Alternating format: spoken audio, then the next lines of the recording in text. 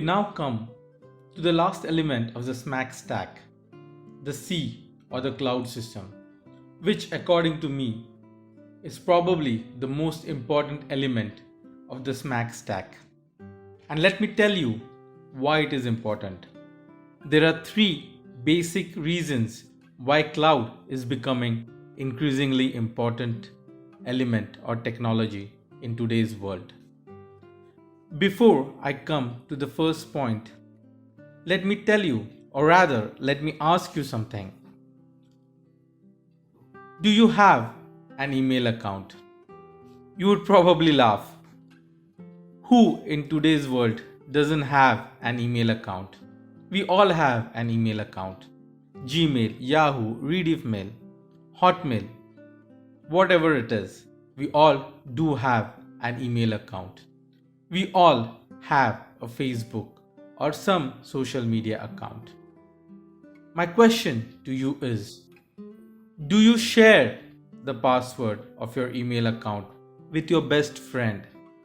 You would say, what? Who shares the password of your email account with your best friend? Nobody does. You're right. We don't share the password with our friends, or rather with even our best friends. And we all know the reason. We have a lot of stuff out there in our email accounts.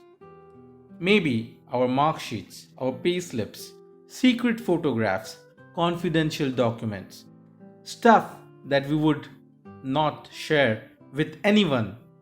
And majority of the people don't share their email passwords with even their spouse. And they are right. It really is something that is very, very personal. My counter question to you is, if there is something that is so secret, so confidential, so important that you don't feel it's good enough to share with your friend or your spouse, how is it that you share it very openly with Gmail, with Google, with Yahoo, and all those tech companies out there? Why are you at ease when you share your password? You would probably say that Google or Gmail is secure. But how many of us have actually gone and read and understood the security provisions provided by the Gmail account? In all probability, security of your Gmail account is an illusion, nothing more. This brings us to the first important point, why cloud is getting important. The reason you're ready to share your data with Google is simple. You know that whenever you want, wherever you want, whichever device you're using, you will be able to access your data. The reason for sharing or putting all that stuff on your Google account is not security. Is the convenience that you get and the assurance that you have that you can access your data wherever, whenever, and whichever device you want. That is the first important reason why cloud is becoming more and more important. Just like in our personal lives, we are so getting used to the cloud systems, businesses are lapping up the cloud infrastructure. The second reason why cloud is becoming more and more important is because it allows the user to scale up or to scale down the storage requirement at a fraction of a cost. If you wanted an additional space, all you need to do is a few clicks. We all know that the Google Drive allows us 15 GB of data. What if you exhaust it? A few clicks and you can get to 100 GB. And that's it. It's as simple as it gets. You don't have to fill any forms. You don't have to do anything. Just a few clicks and you're done. Let's say a few months later you wanted to come back from 100 GB to 15 GB. What does it take? Again, a few clicks and you're done. So the ability to scale up and down instantly at a fraction of a cost is what makes cloud a very attractive proposition. The third reason why cloud is becoming popular is because of the revenue model. Most cloud systems are pay as you go. That is, a model where applications are offered as a service, that is more from a rental perspective, and the user is charged only for the usage. Thus, cloud systems are very easy to experiment. More ideas can be implemented because the solutions and the applications are now being offered as cloud-based solutions. Now that we have understood the cloud, let us try to see the different types of cloud. You can have cloud offerings based on functionality, or you can have cloud offerings based on the access. From functionality, you have IaaS, infrastructure as a service, PaaS, platform as a service, and SaaS, software as a service. By access, you have public cloud, private cloud, and a hybrid cloud. Let us look at these cloud offerings a little in detail.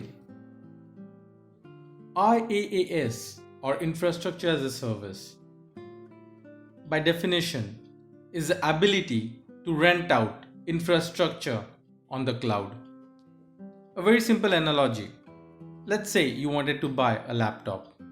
So you go to a retail store or an online store and you purchase this laptop. You bring it home. You can see it, you can touch it, you can feel it, you can use it.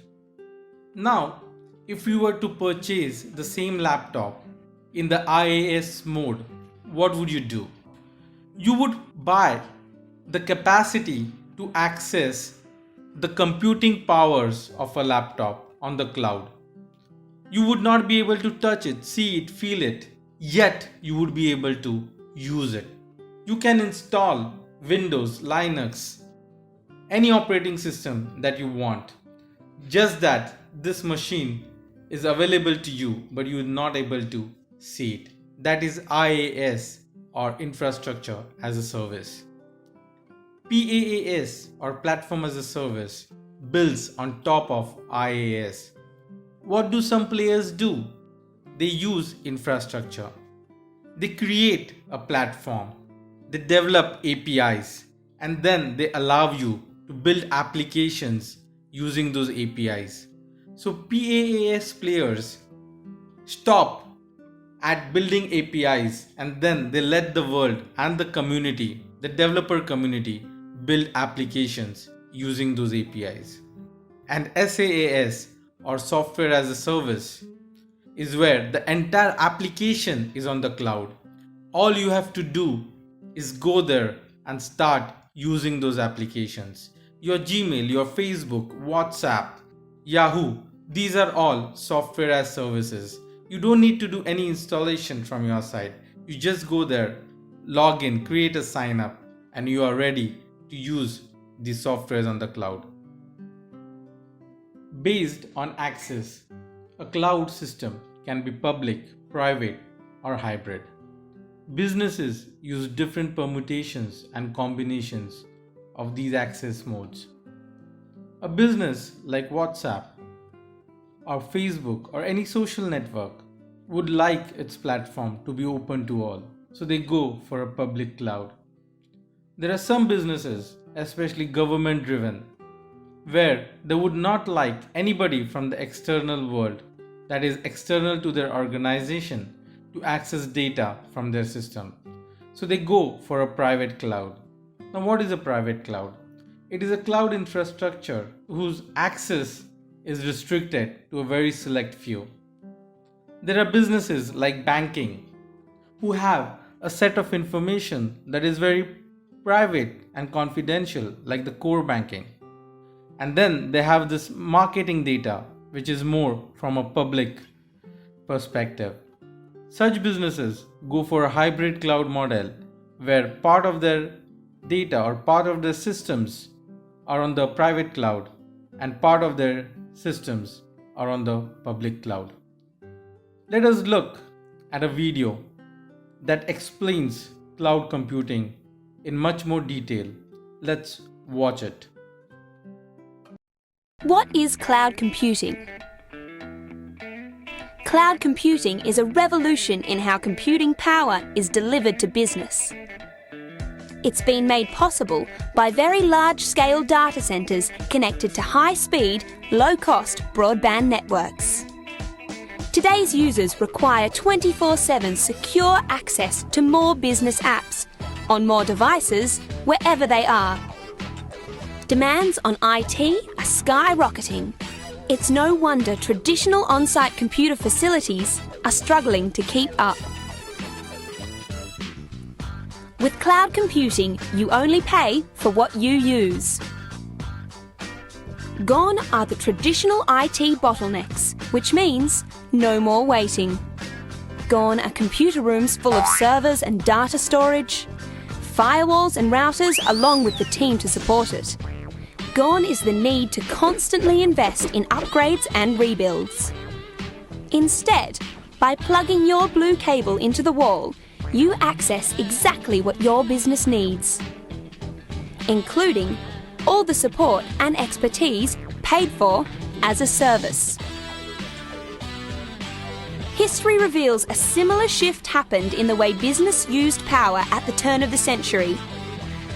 In the late 1890s, every factory or business had in its basement a smoke-belching, fuel-consuming power generator, stoked by grey boiler-suited men who serviced it and kept it running as best they could. When things worked, they worked nicely. But when they didn't, which was quite often, the machines ground to a halt, the lights went out, and nothing got done. Chicago 1900.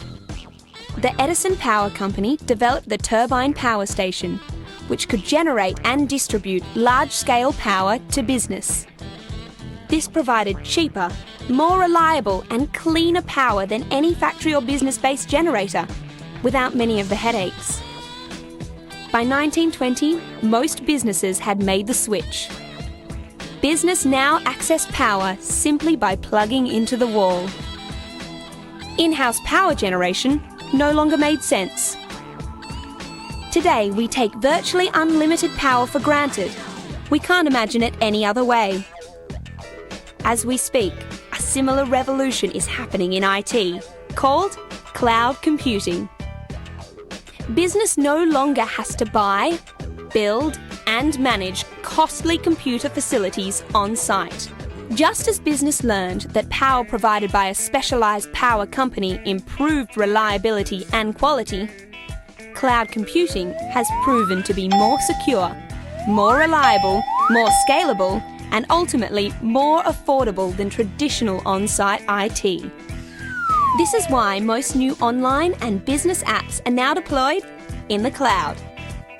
Just like electricity 100 years ago, a business can now access all the cloud computing infrastructure it requires as a service for all its users, wherever they are, on whatever device they use. This is called Infrastructure as a Service, IaaS for short. Your applications remain the same, but running on more reliable cloud infrastructure. This is where most businesses will start to use cloud. Apps will be migrated as existing in-house infrastructure reaches the end of its life. IaaS is the power station at the core of all cloud models. PaaS, or Platform as a Service, builds on the power of IaaS as a platform to make it easier to collaborate and develop software. SaaS, or Software as a Service, is the icing on the cake. Fully serviced software running on fully serviced infrastructure. Gone are upfront investments for new business application packages. So, cloud can be all three models with IaaS at the core.